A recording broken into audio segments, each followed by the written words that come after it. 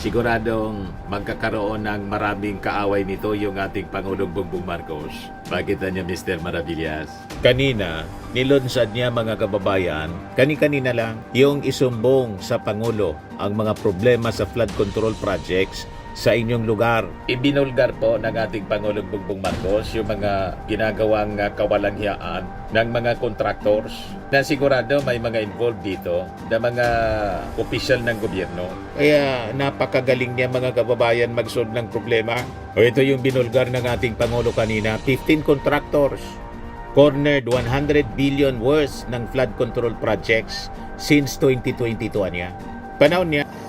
And I think it is interesting for people to look into so that it can be a guide as to where maybe the Nagbabagang mga balita at pagtalakay sa mga isyu ng lipunan. Pulsa, opinyon, banat at paglalantad sa katotohanan. Pulsa, what you see is what you get.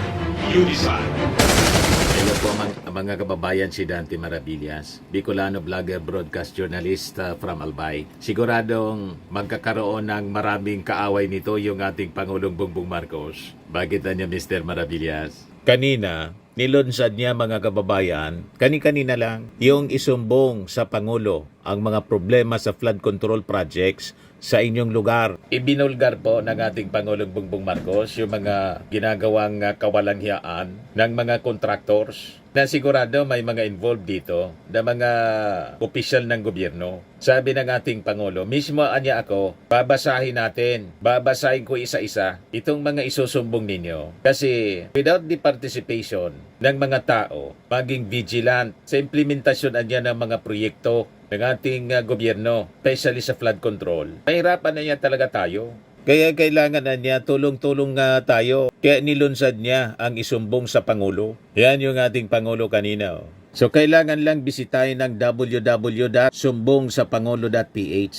Hanapin ang inyong barangay, bayan o probinsya at magpadala ng video o larawan kasama ang maikling paliwanag ng problema. Sabi ng ating Pangulo, sama-sama nating bantayan ang pondo ng bayan. I-report ang mga isyo sa flood control project sa inyong lugar. Maraming congressmen ito ang magagalit sa ating Pangulo kasi milking cow nila mga kababayan ng flood control projects ng karamihan po ghost. At yung offer po ni Ramon Ang, Presidente at CEO ng San Miguel Corporation, nagustuhan ng ating Pangulo po. Iwan ko kung magustuhan ng mga mayors. Although inimbita po ng MMDA yung mga mayors sa Metro Manila. Kasi po, palabigasan po nila, mawawalan ng mapagkakakitaan po ang maraming LGUs at congressmen sa offer na ako na niya maglilinis, sabi ni no cost, sabi ni Ramon Ang, bilyon-bilyon po ang mawawala.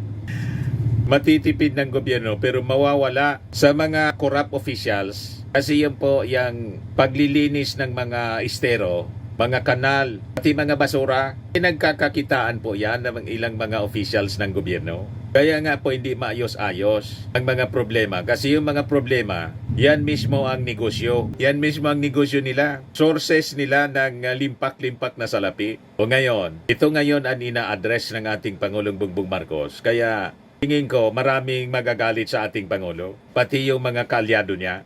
Yan, sabi niya, Marcos welcomes SMC boss Ramon Ang's offer to address flooding woes. Natuwa yung ating Pangulo rito sa offer ni Ramon Ang. Yan, sabi rito sa balita ng Inquirer, no one will be spared in flood control project crackdown. Sabi ng ating Pangulo, this is the reason why the private sector needs to be part of our national development. Thank you, sabi ng ating Pangulo, sa offer ni Ramon Ang.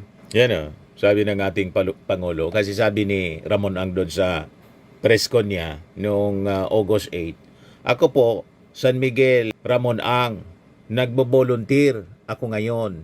Ako nang tutulong sa buong Metro Manila magsosolve ng baha at no cost to the people, at no cost to the government. Sabi ng ating Pangulo, thank you. Yung proposal ni Ramon Ang is also certainly very welcome because we've seen his projects. Maganda. He's able to bring it on time. The man is an engineer. I'm so sure pinag-aralan niyang mabuti yan. Engineer pala to si Ramon Ang. Kaya napakagaling niya mga kababayan mag-solve ng problema. O ito yung binulgar ng ating Pangulo kanina. 15 contractors cornered 100 billion worth ng flood control projects since 2022 niya. Panahon niya, sabi dito, President Marcos questioned why only 15 contractors bagged 20% of nearly 10,000 flood control projects since 2022, noting that more than half of this government-funded infrastructure anya did not provide details as to what type of structure was being built. Ganun katindi ang milagro, mga kababayan. Walang detalye kung paano at ano ang uri ng infrastructure na kanilang itatayo. Yan po, pinangalanan na po niya. Legacy Construction Corporation, Alpha E and Omega General Contractor and Development Corporation, St. Timothy Construction Corporation, QM Builders, AGB Construction Corporation, Top Notch Catalyst Builders Incorporated, Centerways Construction and Development Incorporated, Sunwest Incorporated, Hightone Construction and Development Corporation, taga rito sa amin, 888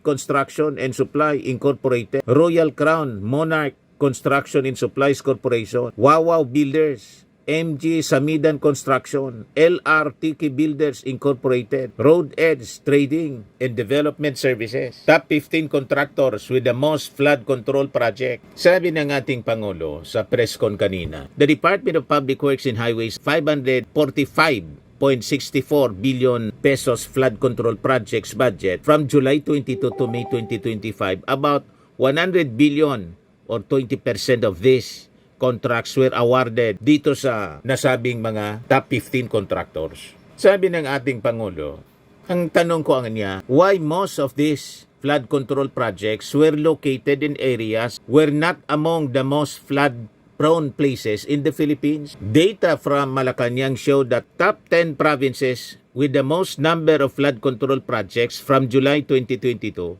to May 2025 are as follows. Sa Bulacan, 668, Cebu, 414, Isabela, 341, Pangasinan, 313, Pampanga, 292. O dito sa amin, marami din. Albay, 273, Leyte, 262, Tarlac, 258, Camarines Sur, 252, Ilocos Norte, 224. Pero yung mga mas binabaha or most flood-prone provinces are as follows: Pampanga, Nueva Ecija, Tarlac, Bulacan, Metro Manila, Maguindanao, North Cotabato, Oriental Mindoro, Ilocos Norte. I think, sabi ng ating Pangulo, you will notice they do not necessarily match. I'm sure there are explanations for that. We have to study this further, but you could intuitively say na yung pinaka-flood prone, yung dapat ang may pinakamaraming projects, kailangan natin tingnan bakit naging ganyan, sabi ng ating Pangulo. Many projects also in different locations, sabi po niya, having exactly the same contract cost. It is impossible niya for one barangay to have the same projects with the exact same amount, with the exact same contractor. Imposible yan. Yung mga imposible po, ginawa nilang posible para makapangurako. Everything possible po sa mga kurakot. Basta sa pangungurakot, madali lang yan. Nagagawan lahat yan ng paraan. Pero sabi dito sa balita, despite these findings, Marcos Jr. stopped short of linking particular government officials and other individuals to questionable practices within the DPWH, saying that it will be premature niya for him to name names. Ngayong oras na to, I need to hear from people first. It will be premature for me to name names. We have to be careful about this. We have to get to the bottom, sabi ng ating Pangulo. We want the people who have taken advantage of the system to pay. Let's circumspect niya about pointing fingers and shouting at people, sabi ng ating Pangulo. Kaya nilaunch niya kanina, mga kababayan, yung Sumbong sa Pangulo website. Sabi ng ating Pangulo, mayroon ding maganda, mayroon ding nabuo, mayroon ding nakatulong, pero hanapin natin yung hindi maganda, yung hindi nabuo. So ipapasaliksik niya, mga kababayan. Ito yung ating Pangulo ngayon after the press con. Nasa inspection siya. Yan Inspection of Pasig Marikina River Channel. Improvement Project Phase 4 sa Barangay Santo Niño, Marikina City. Ngayong araw na to. Yan after ng press con kanina. Pakinggan natin yung presentation ng ating Pangulo para solusyonan ang baha, mga kababayan, at maimbestigahan yung korupsyon sa flood control projects na bilyon-bilyon na po ang nauubos. Hindi man po nasusolusyonan yung problema sa flooding. So pakinggan natin yung press con. They can first identify the projects the flood control projects that are within their area, within their barangay, so that they can actually go and look at it. Or if they already have information, they can tell us about it. Kung maganda yung naging project, kung hindi maganda yung naging project, bakit hindi maganda yung naging project, ano naging problema, etc., etc. And that's what the present website is supposed to do. Now, this is the third iteration of this website. We've been working on, kahit nung nasa India kami, we were already working on it. And it was, this is the final form of it. And we are very much open to suggestions. If the people want us to put more info or other info onto the website, we will certainly do that. But to begin with, we have I think there will be a video. There will be a video later on to show very simply how the website is being used. I was asked if again this is something that everybody can use, and I'm confident that the way that we have done it is very accessible to people. Before we get to this point, can we do the video first? Can we do the? Can we hang on to this? Wait. Let's start from the beginning. Let's start from the beginning, please. Yeah. Do that. Sige. Gawin na natin yan.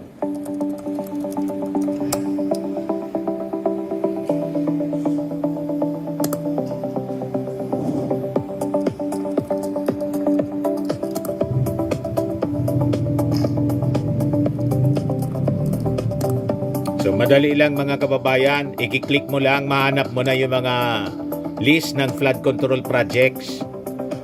Yan. Para kung wala, i-report ninyo. Madali lang i-report sa ating Pangulo. Direkta mga kababayan.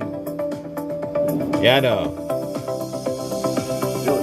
That's another feature that we just Buong added. Pilipinas, interactive map. And then, beyond that, this is the street map. Pero maraming overlay yan. DPWH flood control may project. overlay pa yan na satellite picture. So madali malocate, napakaganda yung sistema. I-report.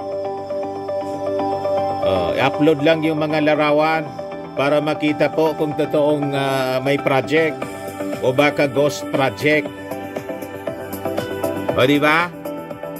So, sa pamamagitan ng ating technology, may website na po para madaling maisumbong sa Pangulo. O, you see, yan ang bagong Pilipinas. Yung list of projects and then yung search. Well, that's Maya naman kayo, there. mga magnanakaw sa gobyerno, isumbong sa Pangulo ang mga magnanakaw.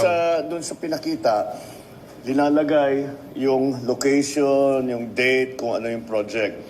You don't need to have all of those details. All the public has to do, para yung ginawa ko, sabi ko, kasi nung unang namin natanggap ito, it was map coordinates. So sabi namin, hindi pwede. So we translated the map coordinates down to the barangay level. So ang kailangan lang ipasok ng kahit sino, buksan yung website, para makita. Yan, i-click lang ninyo, report. Tama. Yun, ilagay lang. Clickable yan lahat. And they can search. They can search all of the projects that are in their area. So kung alam na nila, pwede nila siya magsabi maganda naman. Pwede sila magsabi hindi maganda ang naging project. Very good. And so those Transparent. we just try to keep it as simple as possible. So that people can just put yan lang naman eh. Basta barangay lang. Para Tama yan. ma-inspection agad. Kasi yung isa may listahan pa eh. Where, when, that's not necessary. If alam ninyo, di gamitin nyo. Pero kung hindi necessary na ganun, ito na lang. Basta lagay nyo yung barangay ninyo at lalabas na lahat ng flood control project. Maybe there are certain For checks and balances, mga initial kababayan. findings that we have made during the ongoing investigation that we have initiated since the SONA. And I think it is interesting for people to look into so that it can be a guide as to where maybe the problems have arisen. And these are key findings on flood control projects. Can we put that up? Yeah. These are basic data lang ito. Next page. Yeah. The total cost of all of the projects since July 2022 until today is 545 billion. Grabe, pesos. napakarami po. I don't know about you, but that is a very big number by any measure. That is an enormous 900,000 na Keep pala. going. Another observation is that there are 6,021 projects worth more than 350 billion that do not specify the exact type of flood control that is being built. Then, many projects also in different locations have exactly the same contract cost. I think anybody who works in either the private sector or the public sector, pag sinabi, may 50 project, pare-pareho, 150 million lahat. Pare-pareho lahat. Imposible yan. It is impossible for one barangay, even if they are the next barangay, to have same project to the exact same amount Correct. with the same contractor. Imposible yan. And that is why that is a significant finding already that we have made. Now, can you keep going, please? What's in it? There. So, we looked at the regions kung saan ang pinakamarami. And this is what came out.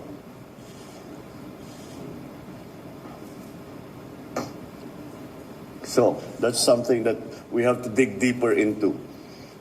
Parang yung NCR, that makes sense. Kasi talaga, yung flood problem nandyan. Pero titignan pa natin yan.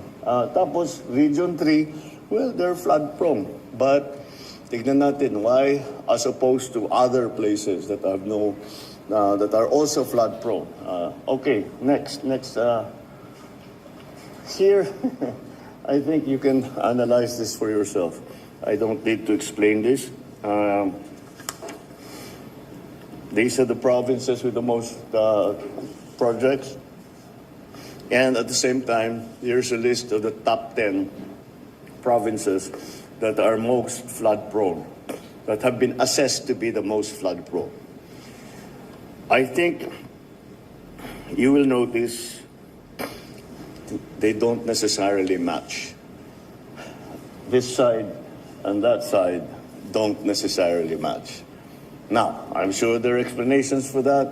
We will have to study it further. But you would intuitively say that projects, the areas rather, the provinces or regions, whatever you want to do, whatever pinaka-flood prone, yun dapat ang pinakamaraming project. Correct. Pero parang hindi tumutugma. Kaya yan, kailangan natin pag-aralan na mabuti kung bakit nagkaganyan. And, well, this is just another piece of information. Out of 170 pumping stations, that's the next one, yeah. Pumping stations, 157 were in Metro Manila. This really, more than anything, manifests how the pumping stations have become ineffective because of the garbage collection problem. So that's indicative of that. Kaya namin linagay yan dyan. Kaya dahil para yung malaman ng tao, gawa tayo ng gawa nitong pumping station Pag yung basura naman ay natapon, nabara yung bomba, nabara yung estero, nabara lahat, kagaya yung pinuntahan natin nung bag na last week. Wala ring silbi yung pumping station. And that's just to bring home the message that we really have to do something about the garbage problem. There are, let's see, this is 100 billion, sa 15 contractors lang. 2,409 contracting entities, which is understandable. Kasi sa local, ganyan talaga yan. May AA, AAA. Yun na nga. 20% Pwede niyong of the gamitin. total or 100 Yung billion maliliit na project, awarded to total, 15 contractors lang. So that's not, just to show paano yung nagkahatian. However, this is another disturbing assessment statistic. 20% of the entire 545 billion budget napunta lang sa 15 na kontraktor. Sa 15 na kontraktor na yan, 5 sa kanila ay may kontrata sa buong Pilipinas. Keep going. Yeah, with the flood. Ito na yung listahan. And this is what I was talking about. 5 of these 15 contracts have projects in almost all regions nationwide. Ang justification sa pagpili ng kontratista ay para sasabihin, pagbigyan naman natin yung local. Di ba? Para naman yung mga maliliit na kontraktor, may trabaho naman sila. At mas mabilis kasi kung local. Kausap mo yung tao Again, my experience as governor is that as much as possible, we try to do it by local. Kasi pwede na may madali. Sabi, bilisan nyo na, bakit wala pa? Pwede mong anihin. You have some influence over the thing. But that for me was the one that stood out very much. 5 of these contractors had projects in almost the entire country. So those are the ones that immediately pop out na sa aking palagay ay kailangan natin tignan. So anyway, this is the initial. We are rolling out the website today. We have provided you with some of the initial information that we have had. They are not assessments. We are not accusing anyone of anything yet. However, it gives us an idea of how this has been conducted.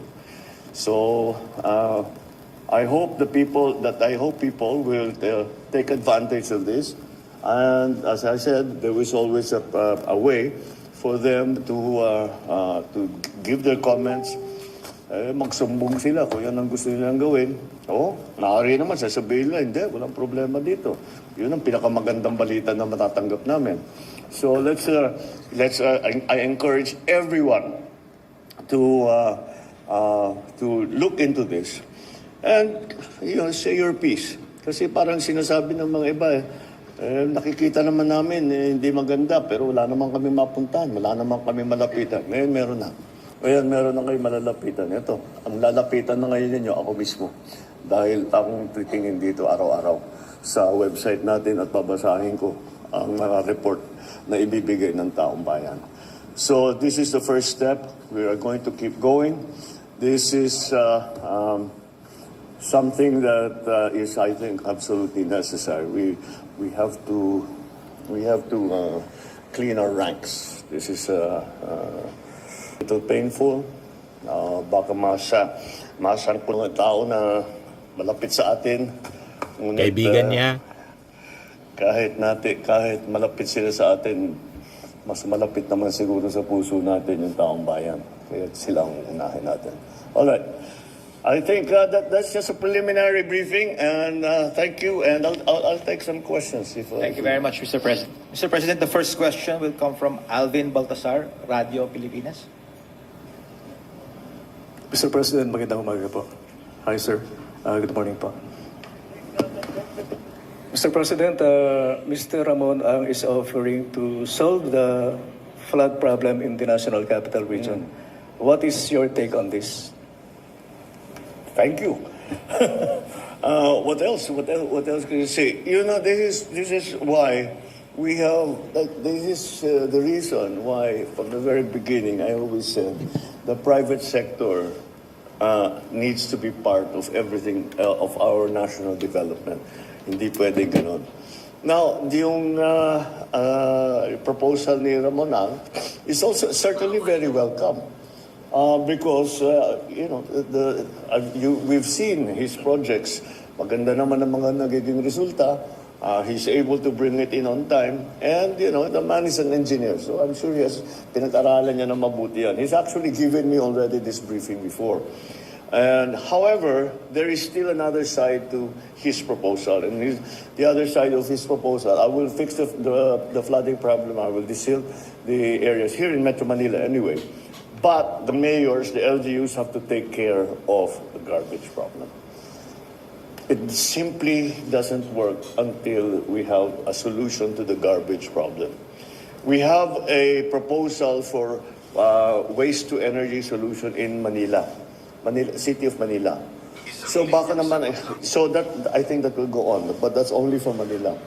So, itutuloy natin, titingnan natin kung magandang lumabas doon. And if that's the case, then that's what we will do with other parts of, at least Metro Manila sa una or the other urban areas na nababaha. So, again, anybody who wants to help, it's a welcome offer. Yes. So, sir, just a quick follow-up. So, yung proposal po ni Senador Panfilo Lacson na itap din yung ibang mga bilyonaryo sa bansa, welcome din po sa inyo yan. Siyempre, you know, you do not, you don't look a gift horse in the mouth. Kung handa silang tumulong. And this is not anything new. The so-called taipans of the country, pagka meron tayong gustong gawin, nag-o-offer talaga sila. Kaya't marami silang naitutulong. So I will certainly look at this proposal of Ramon very, very closely and see if it's actually, if we can do it. Like I said, it will require that coordination between LGUs and I guess San Miguel, whatever it is, what part it is that they want to play. Pero nagdi-desilt na siya. Pasig River, dinidesilt na niya. So alam niya talaga yon. So anyway, that's something that that's very welcome, as I said. Any offers of help are always welcome. Maraming salamat po, Mr. President. Thank you. Sir, the next question will come from Ana Felicia, GMA News Online. Good morning, Mr. President. Sir, Senator Tulfo mentioned earlier na isang undersecretary ng DPWH yung reportedly nasibak dahil po dito sa anomalous flood control. Is this confirmed, Mr. President? And sino-sino pa po kaya yung involved dito sa corrupt flood projects po? If we can name them, Mr. President. Now, we just opened the website. No, I need to hear from other people because anong makukuha kong report? Makukuha kong report sa kung sino man, maganda lahat. So I need to hear from people first. And then if there is really something na kailangan sasabihin talaga ito consistent, ang dami nilang 15 yung project nila, puro palpak. Delikado na yan, pitignan na namin. But we don't have that yet. We haven't conducted that. If you remember, the DepDev is going to now go into all of that. Pero parallel effort yan. Sa gobyerno at saka sa taong bayan. Importante yung contribution ng taong bayan. Napakahalaga. Dahil nandito kami, pinag-usapan nga natin, 9,000 projects. Siyempre, didetalye namin yan, isa-isahin namin yan. Pero ang tao, nandun sa harap nila. Pag-gising nila sa umaga, maglalakad lang sila ng kalahating kilometro, nandyan na, nakita na nila. So that's maybe more important. Kaya we have encouraged the way we put the website together, kahit may picture, may video, i-upload ninyo sa amin para makita namin. Kasi meron kaming yung mga malalaking analysis, yung mga satellite nga, pati yung mga report. Pero iba na rin yung nakikita mo, sasabihin mo dito nasira, dito pumasok yung tubig.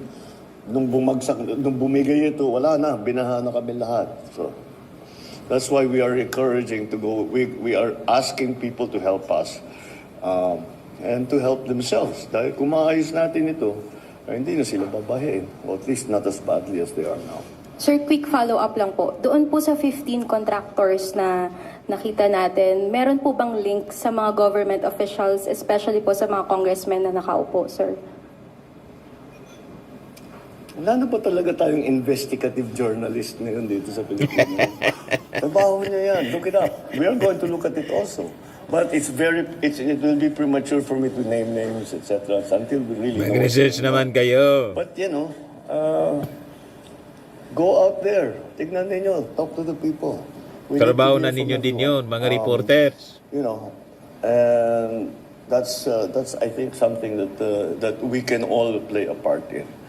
I know that once this comes out, that kung ano-ano makapapasok na reklamo, kung minsan justified, kung minsan hindi, dahil may alitan for political or whatever, natalo sa kontrata, the usual thing. But we'll still go through every single one, and we still have to see what really is credible, and what needs to be acted upon. So let's also be fair to everyone, and not say, ito si ganito, ito si ganyan, tanggal ka sa trabaho, unless we have a good idea of what went wrong.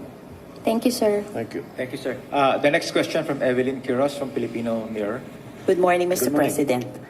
Ito pong presentation niya na website, ito po yung base na po ito sa inventory na sinubmit po ng DPWH. Yes. Opo. Sir Buddy, doon po sa presentation niyo, yung may a total cost of 545 billion, 350 po doon is almost 50%. Pwede po ba natin makonsider yun na ghost projects? No. Or hindi naman po? We're just starting this process. Remember, we haven't. DepNev is already working on it. The Public Works is already working on it. My office is already working on it. But if I'm to stand up here and then mali si ganito, mali si ganyan, tapos mali, that's not fair. So let's be circumspect about pointing fingers and shouting at people. Tignan natin na mabuti. Because always remember, the assumption, kasi masama na ba na tao eh. So the assumption, lahat yan walang kwenta. Hindi totoo naman yun. Meron din maganda. Meron din na buo. Meron naman na nakatulong. So, pero hanapin natin yung hindi maganda, yung hindi nabuo, yung hindi nakatulong, at kung saan napunta yung pondo para doon sa ganung klaseng project. Kung sasabihin natin, it's also possible that palpak yung flood control project dahil climate change na eh. Sa buong kasaysayan ng lugar na yun, hindi pa binaha. Nangyayari sa amin yan eh. Hindi pa binaha. Ngayon lamang binaha dahil ganyan na yung climate change na iba. Ang lakas ng bagsak ng ulan. So, kaya na-overwhelm yung flood control. Wala naman nagnakaw, pero yung specification natin doon sa flood control na yan ay para doon sa pre-climate change na sitwasyon. So we have to be careful about this. Of course, we want to get to the bottom. Of course, we want the people who have taken advantage of the system to pay and to be answerable to the shortcomings that has been demonstrated. And if there is evidence of corruption, then of embezzlement, of any kind of wrongdoing, that's when we will move. But again, we cannot do all of this without the help of the ordinary citizen. We need the citizen to play their part, their civic duty, to report to the government what they see as being wrong. So let's be, as I say, circumspect and maayos pasok dito. Hindi yung bara-bara na, bahala na. The version in English is throwing the baby out together with the bathwater. Di ba? You choose. You Sir, make sure that you're on good ground. Mr. President, follow-up lang po. Doon po sa SONA, bali, yung Regional Project Monitoring Committee po, ay naatasan nyo na yung parang ma-identify yung failures, tapos yung mga hindi natapos, at saka yung alleged ghost projects. Pwede po bang malaman ngayon sa inyo kung sino po talaga yung ahensya na magganito, pangkalahatan? Thank you po. To be the regional, they will look at all of this. That's why what the DepDev, for example, can do. For those who are not up to, DepDev is what NEDA used to be. We just renamed it, so it's now called the Department of Development. So anyway, ang gagawin naman ng DepDev, titignan yung papel and see what happened, where it went. Tapos yung mga really very, very problematic areas, siguro papupuntahan nila. But how many areas can they go to? We were talking about 9,000 projects. Hindi nila mapupuntahan lahat. Kaya para sa akin, napakahalaga ang kontribusyon at ang mga komento, ang mga reklamo, ang mga video, mga picture na ipapadala sa atin ng taong bayan.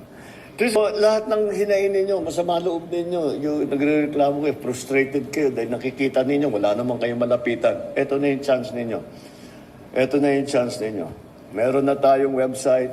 Ang isusulat ninyo doon sa report, yung tinatawag yung sa ano na report, ang isusulat ninyo doon sa report, ako mismo ang babasa. Yan ang asahan ninyo. Babasahin ko bawat isa. Yan. Thank you, Mr. President. Ayos na ayos po. Firmax Firming and Lifting Cream, pinapahid po sa mga pulses in affected area. Mainam po sa paninigas ng mga kaso-kasuan. Ito naman po, Automax Radiant Serum. Sa mukha naman yung application, anti-aging po siya. You will look 10 years younger than your age. Sa mga cancer patients naman po, baka lang gusto ninyo itong itry. Neng siya red mixed fruit drink. Hindi mo po siya gamot, food supplement siya. Kaya lang, gawa siya mga kababayan sa goji berry. Yung goji berry may anti-cancer properties. O ngayon, yung mga inquiries ninyo, dumiritso na lang kayo sa aming messenger sa Facebook para masagot namin agad. Ayos pa? Ayos na ayos niya, Mr. Maravilla. But anyway, ito po pala yung aming bagong product na binibenta online. I am worldwide amazing pure organic barley powdered drink mix from Australia. Negosyo to ng aking anak na architect entrepreneur Riz Maravillas. Ayan po. Kontakin na lang po ninyo siya, Riz Maravillas on Facebook. Ang mga health benefits niya, boost immunity, improves digestion, enhance energy levels, packed with antioxidants, prevent cancer. Sa mga nagana po ng malinis and spacious fitness gym, pumunta lang po kayo sa aming Colossal Fitness Gym. May Grab car rental din po kami. Ito naman po yung bago naming product na binibenta online.